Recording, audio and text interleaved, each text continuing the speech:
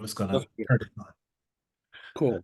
So, this is one of the most unhinged and diverse albums I've ever put together, and really, it was it's sort of a concept. It's definitely me trying to definitely find out who I really am. Um, Hence the song. But I've done a lot of different styles of music, and I've done a lot of different things with various, success. And I kind of found myself in a little bit of a personality crisis, and I thought, why not put it all in one record? My absolute idol is Todd Rundgren, and he did pretty much the same thing on a record he put out 50 years ago this year called Todd, because that record has everything in it. You could say the same thing about, Wizard of True Star. You could say the same thing about a lot of different records that he did, where 1 minute it's a song that you hear on the radio, and then 1 minute it's prog, 1 minute it's instrumental, 1 minute it's like some type of weird jazzy thing, and he really did whatever he wanted. Right. And they say that that's the reason why he's not playing the Enormo Dome, you know, but also I have to say that's the reason why he's not playing the Iowa Chicken Roast Festival, because um his new tour started last night, and for the first 90 minutes he's not playing a single hit. Ah. So, um, but people are eating it up, the ones that are not going to be like, why are you not playing Bang on the Drum all day? There's always the people are, there's that lady there's a famous lady that once yelled out, play Hello, it's me, you bastard. But that's the thing, is that it's not like a typical show from any other artist where they have to play their top five hits. Mhm. A lot of them just play the hits, and a lot of them haven't put out new music since then. So here's to Todd for constantly putting out stuff, but that could be edited down. Well, Um, I'm not going to edit it down. I love that, but here's to you because you're one who puts out a lot of new music. Now, I think I found out about you through the Yes Music podcast.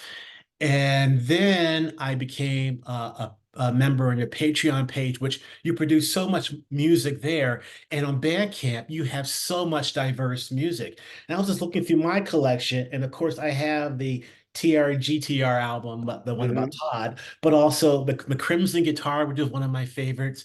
You did a absolutely fantastic tribute to Yes. Yesterday and today, Dave the Kersner, it was 50th great. anniversary tribute. Sorry? Yeah, that was with Dave Kersner, and that was a lot of fun. That was amazing. And then you had, I think it was three Out to Sea series albums, There's which there, all there's a were total of four. fantastic. There's a And total of four, and there oh, and four. there's a fourth one that didn't get enough love, I think. But yeah, and I promised to do a fifth one. That style really, I really shone on that. I really came together on that, and I'm very proud of those records. Yeah, and then you did the Laurel Canyon work. And then of course with Dave Kersner and his band. So you have so much great new music, and the music is so diverse. And when Billy mentioned this album Self, I was really intrigued by what was going to be there, and I was pleasantly surprised. I knew it would be great, and it is great. But I was pleasantly surprised by the range of music that you have there. So you talked a little bit about the concept of putting a lot of different things there because you have prog, you have some instrumental stuff, you have some singer-songwriter stuff. When did you come up with this concept or something? Well, um, I guess it started with a cathartic week where a bummer gig. I had a bummer gig where I really felt like I was not being represented properly. Because look, I know what I'm capable of, but I just felt like I was being limited to what I could do. And then that same weekend, an old friend of mine sent me a picture of me from 2002 where I look completely different. I mean, I was in a band at the time called DC3 that was almost signed twice to Atlantic Records, and we were all on diets, and we were all getting custom jeans made, and you know, girls dug us a lot. And I was 100 pounds lighter. And I just saw that picture and I'm like, oh man, whatever happened to that guy? And immediately I wrote the song Searching for Myself. Mhm. I thought it'd be hilarious if I wrote a song about a missing person and that person being me. And I immediately dreamt up the video. I thought of like printing out these missing persons pictures, putting them all over the city and performing the song around them, and then eventually cutting my hair like the guy and say, "Yeah, I found him." Well, pounds heavier, but still cool. But it was really the impetus of the record. Now, that was about 6 months ago. Okay. Lots happened since. And I started writing the record and I did a couple more pop songs. There was even a song that didn't make the record because it's a song that I recorded from way back, and I decided I wanted it to be all new material. And then I said, who am I? Who am I like as a musician? Because see, the thing that Todd and I have in common is that we're both record producers. And Todd, the thing that's amazing is that he was able to make so much music with himself and Utopia while managing a really busy schedule as a record producer, producing everybody from New York Dolls to Hall and Oates to, freaking Grand Funk Railroad to, freaking Tubes, all these different people, Meatloaf, and Mhm. I work with a huge variety of artists from teenagers all the way up to their 70s, and with a lot of different styles. And I have to wear a lot of different hats and I have Mhm. to wear a lot of different styles on my sleeve. And I said, well, okay, so in my 25-year career as a professional artist, as a recording artist, I've been known as a singer-songwriter. I've been known as a instrumental prog artist. I've been known as a acoustic soloist like Crimson Guitar. Mhm. I've been known as a record producer. I'm known in the prog scene. I'm known in the Americana scene. I'm known in the pop scene. And then, with Echo in the Canyon, I played on with a lot of mainstream artists. So I wanted the record to kind of have a little bit of everything. So there's a acoustic guitar instrumental called "Everyone Under the Same Moon," Mhm. which is uh, you know, absolutely. I really enjoyed putting that one together, which is just I love that one. Mhm. Um, and then there's pop tunes like Optimus Prime, Searching for Myself. There's ballads because I as a singer-songwriter I love doing ballads. So Absolute Silence, Everything Leads to Now, which is kind of a mid-tempo thing. But I really wanted to go all out on the second side. Well, Who I Really Am, which is kind of a mix of yacht rock, prog, and 70s nostalgia in general. Mhm. The second side, I decided to go all out with my first ever vocal prog epic. So it's nearly 20 minutes. Yep. It's got 16 tracks of vocals. And I got really inspired by a band called The Free Design, Hmm. by the way they stack harmonies. They're a family group, four singers, and the way that they arranged and stacked harmonies really inspired me on this one. And it originally started as an acoustic guitar improvisation, and then I started overdubbing on it. So everything on that song is kind of like a free, like how to explain it? It's like it's just like what's the word, train of thought. And it ended up turning into this epic prog thing. And eventually I added, electric guitar and Moog synthesizer, and it's a full-on prog track, but it's got all these vocals, which, I know my limitations.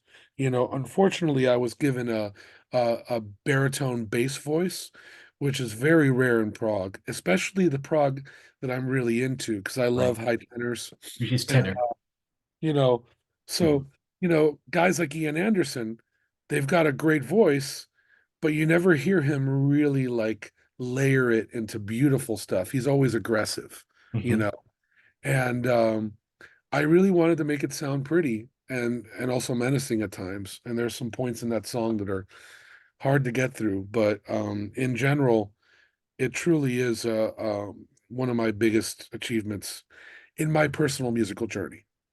Well, it's interesting because Self is such a journey in itself, the song Self.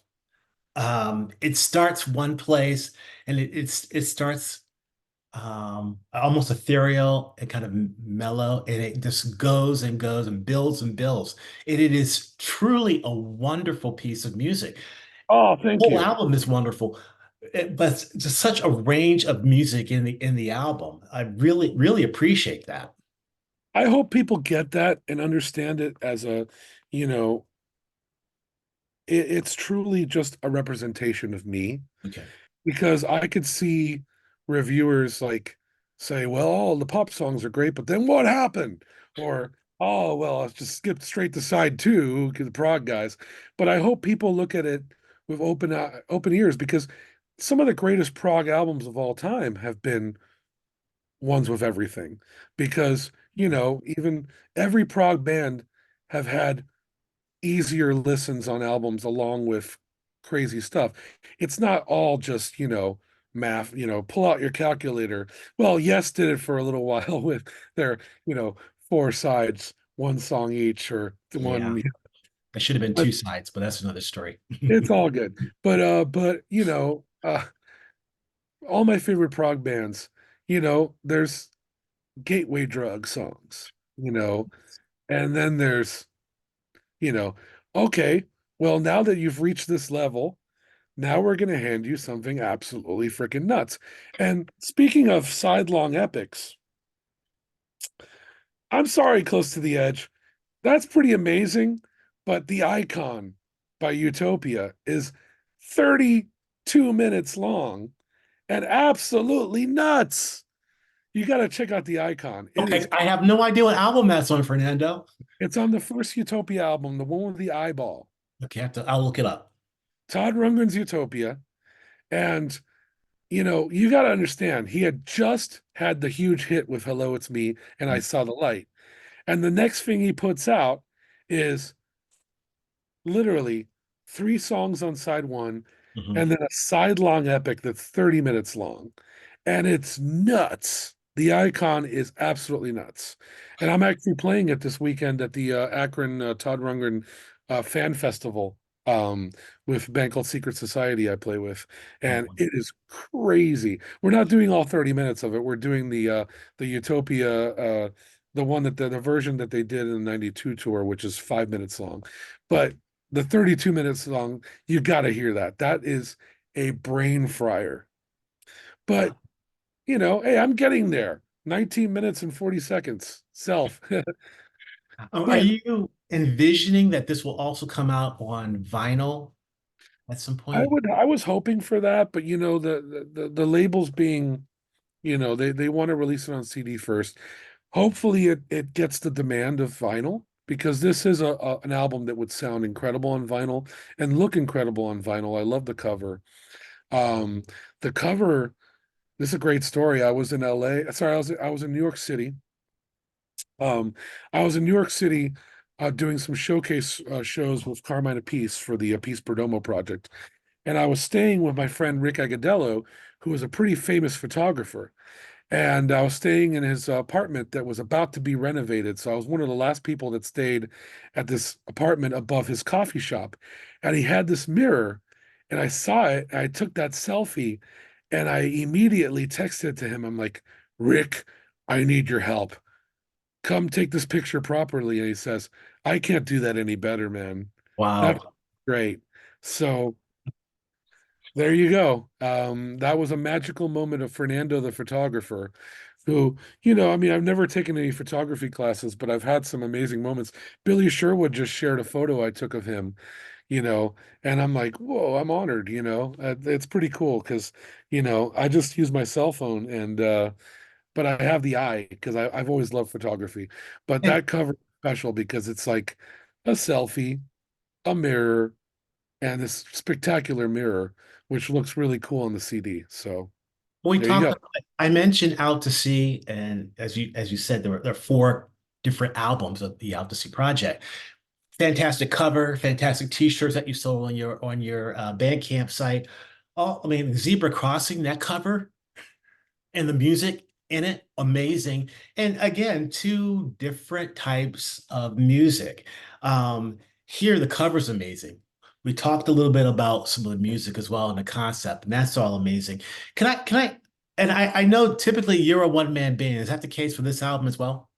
Well, that's one of the things I definitely wanted to push on this record because a lot of people don't realize that my albums are one-man band records. Um, Mostly, like I've had some guests on the Out to Sea records. Um, I've done some stuff with other musicians, but I really feel like I shine the most when I'm sitting there just creating and putting my own personality. Now, something funny is happening, so I actually saw the first cut of this video today, but there's a video being put together for Who I Really Am Okay. that's coming out soon, where I'm playing different characters, and I've literally named every band member of my band. So I'm playing all the instruments, but there's this guy named Emmett Rhodes who I played bass on his fourth record, and I'll never forget when I asked him, I'm like, "How'd you do all those incredible backup vocals?" And he says, "I just named everybody." And he's like, "Oh, there's Eddie who sings high, and there's Jimmy who sings low, and you know." Ah. And I'm like, and then you kind of like everybody had their own thing, and I really kind of decided to come up with some names, and I've already discussed Napoleon Slice, my bass player name, and it really I feel like I'm a different person, so it's a cool thing. But yeah, I mean, inspired by Emmett Rhodes, Paul McCartney, Todd Rundgren, Stevie Wonder, Jason Faulkner, John Bryan, Eric Matthews. There's some incredible one-man bands. I even produced an incredible one-woman band named Nicole Marcus. Hmm. So look, it's an art form that's barely ever discussed, but um, Prince did it. Uh, the idea of one person playing all the instruments. Yes, it's against the general rock and roll thing of, oh, bass players staring at the drummer going, yeah, man, great fill. Sure, there's a certain energy when you have a band recording in the studio, That's but rare. well, no, it happens. But when I mean, yes, all those great Yes records, they're all playing in the studio together. The Beatles, the first four Beatles records, they're all live takes. But um when I'm work creating, I call it the hurricane a little bit because I have a small studio and I could literally jump between instruments rather fast. So I love just running to the drums, tracking the drums, going to the bass, tracking the bass, getting the guitar. Got my keyboards here ready to go. And then Mhm. I just sit down and put it all together. And I've been doing this since I got a four track when I was 12 years old. So I'm 43 now.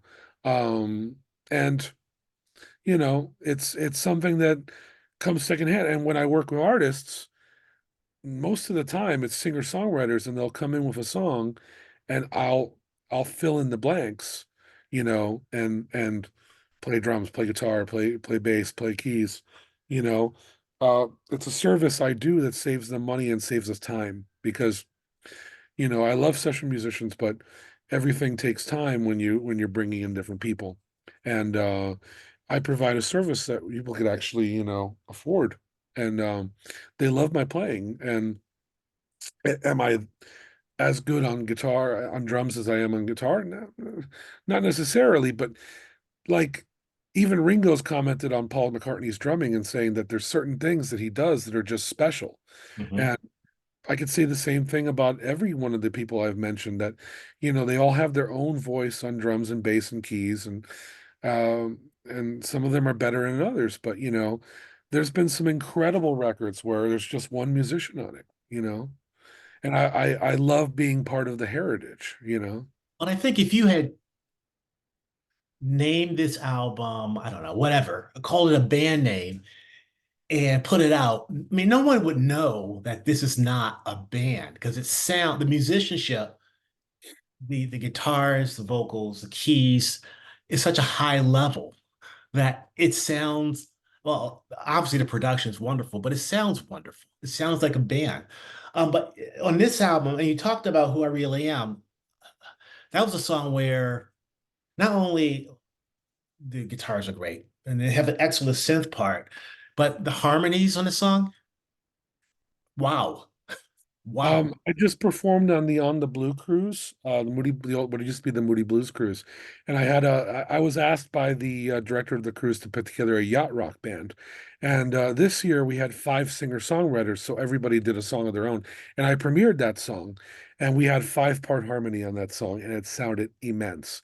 Um, Again, I was using the free design method of creating the harmony because there's some twos in there. There's some Beach Boys stuff, but I also wanted to have a little bit of that, Little River Band, America, yacht rock, vocal sound. And I want to make a very interesting point because people would assume that I'm a perfectionist. This is a very interesting thing.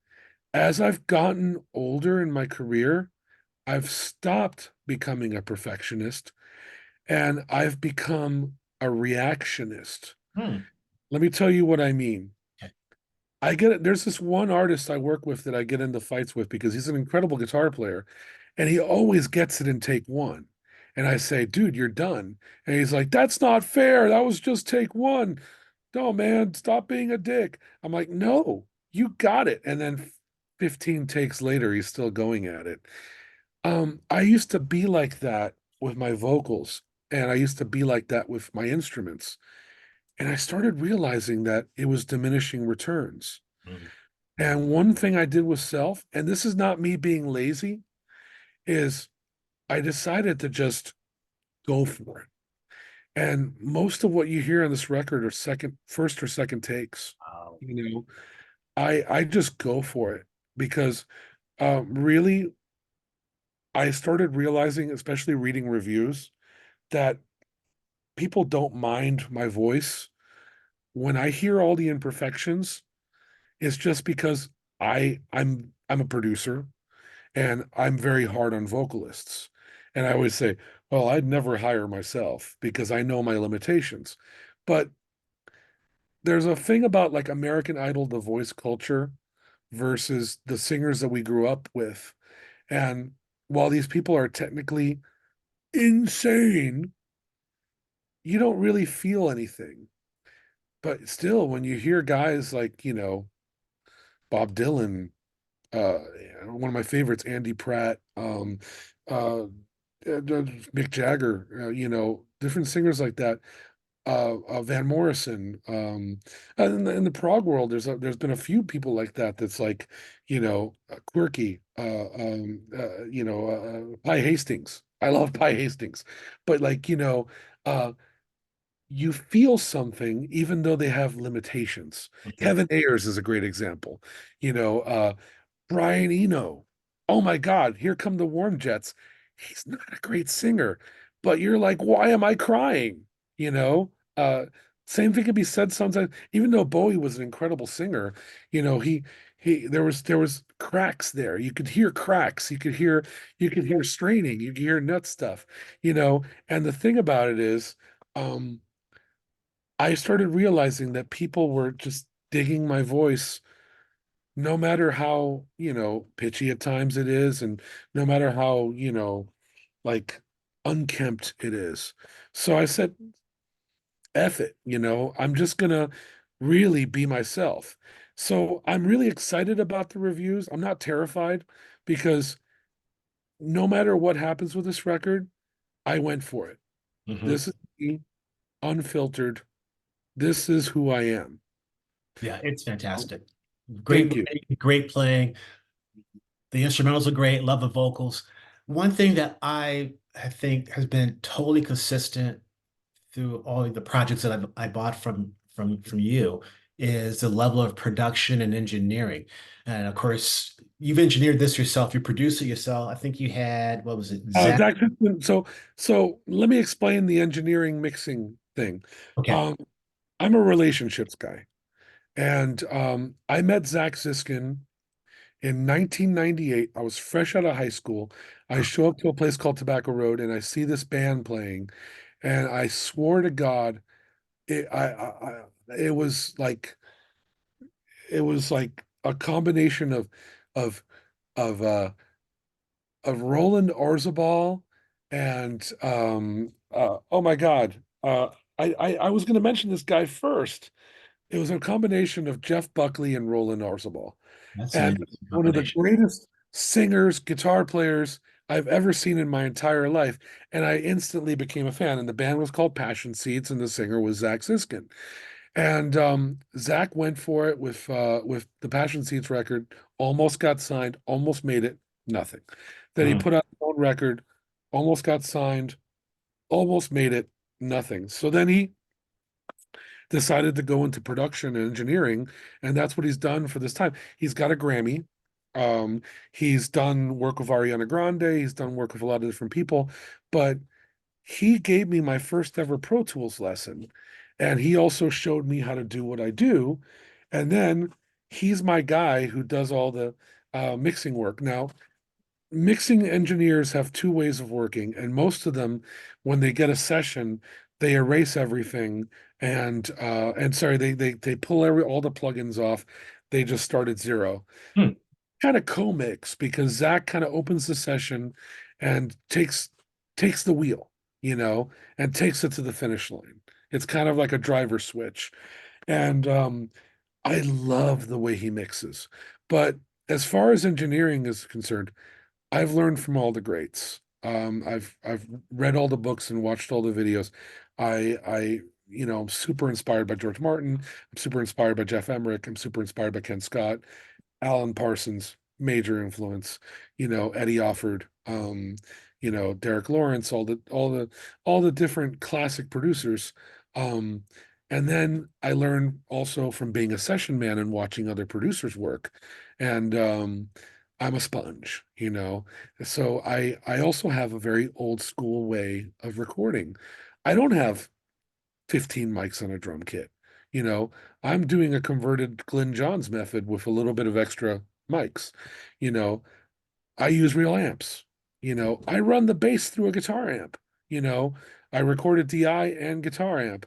I use old school keyboards. I was very fortunate to recently move into a studio that was built by a guy named Craig Marajanian, who put out an incredible yacht rock prog album that's called Perfect Fit that came out in 1980 with Tony Kaye on it and Leland Sklar and other people. And I became a fan of his. I stalked him, found him on Facebook, and then when I needed a studio, I moved in. So I have access to his mini Moog. I have access to a bunch of his compressors, and I I this album is the sound of this studio.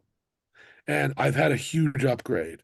Like mhm, everything just opened up and cleared up. So everything you're going to hear from me from now on, thank you, Craig. Everything's going to sound even better. And then Zach is my rock. He's never let me down. And he's done work for Kersner. He's done work for a lot of other people that we all know and love because, he's not necessarily a prog guy, mhm. but we have a lot of similar influences. And he just gets me. So thank you, Zach. You're the man. Yeah, it sounds fantastic. If I could ask you a little bit about some of the equipment you used, you talked about Sure. some. Well, talk about the keyboards. What'd you use for keyboards? Well, because of Dave Kersner, I got addicted to the Nord stage sound, so that I use that for a lot of string synths, Rhodes, some of the piano sounds. Mhm. I've got a Baldwin upright, but I mic that up for esoteric stuff. But I went nuts. I've got a Mini Moog, I've got an RP Pro soloist. But one of my secret weapons, I have two secret weapons that are pocket keyboards. One of them is my Mellotron Micro. Wow. Uh, I met Marcus over at Mellotron at NAMM. He hooked me up with a deal on this, and this is all the sounds of the Mellotron in a tiny micro keyboard, which is amazing. And then I got really addicted to, oh, holy crap. This is it's called a Reface CS by Yamaha, and this is a CS80, the CS. Vangelic keyboard in a micro. And I use this for a lot of sounds, a lot of the more weird synth sounds that are on the record. And this thing is amazing. I don't mind using prosumer stuff, but I love it. And then the the thing that's the rock. Well, I don't know if I could transition to guitars now. Well, I use my Wurlitzer electric piano. Um, what else did I use in the record? Um, yeah, this is a question I should start preparing for, but no. Um, Ah, I love 70s string sounds. I There's this keyboard player I know who calls it garbage, and I'm like, man, you're just not listening to enough 70s music because the ARP company, man, they made it big with that string sound, and it's all over all of my favorite records, and it's beautiful, and I love using that ARP string sound. It's beautiful warm sound. Yep. it's warm and it just always finds a place on a record, you Mm. know. I feel like I call it the Q-tip because I feel like it brightens up everything and warms it up at the same time. Now, guitar wise, um, a game-changing moment happened during the pandemic, and that was my big gift to myself. Martin. It's a 1970 Martin D28. Wow. Okay. I got a crazy deal on it, and I've always been a Gibson guy. I have a Gibson country western, which was my main acoustic forever. I had a Mexican Martin, which I liked, um, and I said, I was always chasing the sound of my favorite acoustic guitar sound of all time is the first America record. I Oh was like, wow. it's Martin's, Crosby, Stills and Nash, that's Martin's. Neil Young, that's Martin's. Martin. So this guitar is my rock when it comes to writing. It's the basis of every song on the record is this guitar. It all starts here. And it's an old piece of wood. Guitar snobs will say, well, in 68, Martin stopped using Brazilian rosewood, so that's Honduras rosewood, and that's crap. Well, this piece of crap rules. This piece of crap rules. And it's my go-to guitar for everything I do. And it's a great guitar. And it's it, it- all these songs started off of acoustic guitar. Mhm. You know, it's an ass backwards way of doing a prog record sometimes, but and I have a very interesting view on, well, guitar wise, I use my Todd Rundgren style Fender Mustang. Yeah, Um, that's unique. That's yeah, beautiful. I love that. There's a weird Gibson melody maker that I used for a lot of the electric guitar parts. That's a mongrel. I would say it kind of reminds me of Pat Travers actually, but it's just a mongrel. I used my Rickenbacker 12 string on certain things. I have a crazy Regal parlor guitar that's tuned Nashville tuning. Um, oh, Randy, California. Oh I use this a wow. lot. This is a Dan Armstrong, and I call it Randy California because it reminds you of Spirit. But this is an incredible lead guitar, and this is what I used for Who I Really Am. And also, I used Carlos. What would Carlos be? Carlos would not be a PRS, God damn it. He wouldn't be? I thought he was a Paul Reed Smith guy. Hold on. Let me teach you a lesson, young man. Started off with Gibson, and then he became Mr. Yamaha from 75 to 82. And Wow. he recorded, you know, Europa, She's Not There, the album Moonflower, all those classic songs that had that big sustain. And yeah, this was basically started with Carlos. So I So what used, model of Yamaha is that? well, this is actually an SG 500. Uh, Okay. the 2000 is the one he used. Really, it's called a 150, which turned into 2000. But those are very heavy, very fun guitars, and they call them Les Paul killers. I also use my electrophonic guitar for the Leslie guitar sound in what my favorite track on the record is Absolute Silence, and that's a Leslie speaker Okay. that was formerly owned by the Beach Boys, and that's my electrophonic guitar going through it. And that's the most heartbreaking song I've ever written. And I Wow. recently premiered it live, and yeah, it brought the house down, I think. So, I'm really proud of that one. I wanted to have a desolate feeling, and it's fun because Optimus Prime is like super fun and up and crazy, and then I wanted to big scene change. I love scene changes, so Mhm. that was fun to like go into that because that song is a lonely fern in a hotel room writing a song, and that was a heartbroken moment for me. So Wow. there you Fantastic. go. Hey, honesty in Prague. What? Well, you've given me I so deal with much. a lot of I deal with a lot of genres that are usually pretty bullshit, when it comes to lyrics, and it's like, I write a heartwarming song every once in a while, I am inspired by people from all genres. And as far as lyrics are concerned, I like writing songs that are not necessarily very thorough, Mhm. Right. but everything kind of hits you somewhere. And even with Self, where I'm kind of meditating and I'm writing, the lyrics on that are very um, beat poetry Mhm. inspired, where Interesting. I'm just thinking of words with the word self in it. And it's kind of a John Anderson type thing where it's like I'm, you know, coming up with, you know, I love the recordings of him just scatting in the studio, and fruity, So yeah, there's a variety of lyric writing on the record because, searching for myself is definitely coming from a very that in general, the record is a very guy on the couch at the psychiatrist spending lots of money. That's my character there. Well, it's a very talented guy on the couch with a psychiatrist. Fantastic album, Thank you. great lyrics, great playing. Um, and the thing about your catalog is it is so wide, it's so diverse.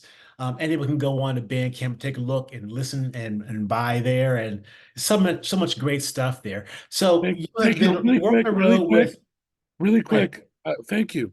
You just came up with what's going to be on my headstone. Here lies Fernando Perdomo, wide and diverse. I used to say you were the busiest man in Prague, probably just ahead of Billy Sherwood. But you do a lot more than Prague. So you've been on the road with Marshall Crenshaw for his anniversary tour. How And about that for the anti-Prague? I remember when I told Dave, he's like, that guy, the someday, some way guy. I'm like, yeah, because you know, and this is a funny story. Sorry, finish your thought. well, he has such a great catalog and such great guitar albums too, mostly which he played lead guitar. So how's that going? When he first asked me, I said, "What the hell you want another guitar player for?"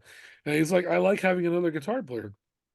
And so again, me being diverse, when I got my first car, 1993, '83 Mazda MPV soccer mom van. Got the chicks. No, no. It was a disaster. I had just found a CD called My Truck Is My Home, and it's a live What compilation a of Marshall. great live album. It's amazing. What a great live album. It's Oh, a great fantastic turn of driving love on record. that. Oh my God, yes. It's a great driving record, and there's even a freaking amazing ABBA cover on it. So Yes. I'm driving around and going, this is my new favorite guitar player, and this is my new favorite songwriter, and this is my new favorite lyricist, and I'm gonna love this guy for the rest of my life. And then I bought the studio album and everything. Okay, this has happened to me a few times. I bought Wings Over America first, and then and I heard Band on the Run, and I'm like, And Wings of America is so fantastic. it's amazing. Band on the Run. It made Band on the Run sound like a demo. Yeah, So, yeah, it really did. and God, Jimmy McCullough. it's Jesus Christ. Jimmy McCulloch. Oh my Amazing. God. I'm in this book. There's a book out there called um oh God, Little Wing. That's written by my friend Paul. And it's an amazing book. And I was able to I did some quotes for that book, and it's amazing. But yeah, that album is, everything is huge and a big production. And I hear those, tiny little drums and I whatever. Well, I listened to the records, and everything kind of sounded a little smaller. So, but I always go back to that Truck is My Home record. Mhm. And when I worked with him on the Todd Rundgren tribute album. I did Someone Anyone, Yes, 50th yes, anniversary great tribute. album. Someone, yeah, yeah. Something Anything. I sent him a copy. He heard the rest of it. He loved it, and he asked me if I could play guitar for him. And it's funny. He's like, "Do you do live work?" I'm like, "Yeah." So, and I asked him, I'm like, "Why do you need a guitar?" He's like, "I don't know." So I never thought I'd ever meet the guy, and now I'm playing, trading lead guitar with him, singing harmony, sometimes three parts, sometimes two part with him, because we're both baritones and our voices sound really good together. And then hanging out with him as a friend. And, you know, it's freaking amazing. He's the coolest guy, he's the nicest guy, and he's hilarious. I love the guy, and the band is tight. We have Derek Anderson of the Bangles. He was the bass player in the Bangles for the last 10 years on bass, who's amazing. And then Mark Ortman of the Bottle Rockets on drums, who's his drummer slash tour manager slash MVP. And we have a blast together. It's really fun. We've become a family. But this is funny. Um, my Prague friends come out to the shows. Like I remember one time, there was a guy in a full length relayer shirt at a Marshall Crenshaw show. I'm always taking pictures of the funniest shirts at every Marshall Crenshaw show. There was a guy in a Cannibal Corpse t-shirt at a Marshall Crenshaw show. Funny enough, but my friend Toby Crowitz, who's an amazing prog keyboard player, she showed up to the Philadelphia show, and she went backstage, and her first question to Marshall is, "So do you like Prague?" in her big Philadelphia accent. And Marshall said, "This is great. This is great." He said, "I saw Yes on their first American tour." Whoa.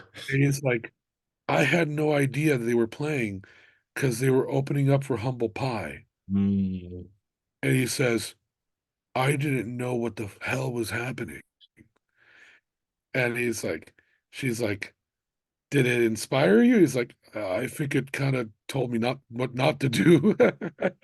But he loved it. But it was like he kind of it kind of was the template of what he should maybe go in a different lane. But guess what? This is an amazing story. You're gonna love this. I thought I was the first Prague MF to play with him. Brislin played with him. Really? Tom Brislin. Tom Brislin. Yeah, Tom Brislin, yes, Kansas, played Ah, vibraphone with him for a show. And I'm like, "Oh, UMF, you yeah, Tom know, played with Meatloaf too, so I guess I can do oh, anything. Tom's one of me, like one of us." It's like, you know, there's guys out there that are like Prague, Prague, Prague, Prague, you know. I like sandwiches with bread, meat, cheese, you know. I don't do bread, you know. I like variety, you know. So one minute I'm listening to, know, Caravan, and the next minute I'm listening to Judy Zook, and next minute I'm listening to Cardigans, and Blood, Sweat, and Tears, and a little Wilco, and you know, Michel Legrand soundtrack music, and oh, now I'm being pompous. Whatever. You know what? I'm a product of my record collection, and at 9 years old, I'd accumulated almost 1,000 records because of the Miami flea market system.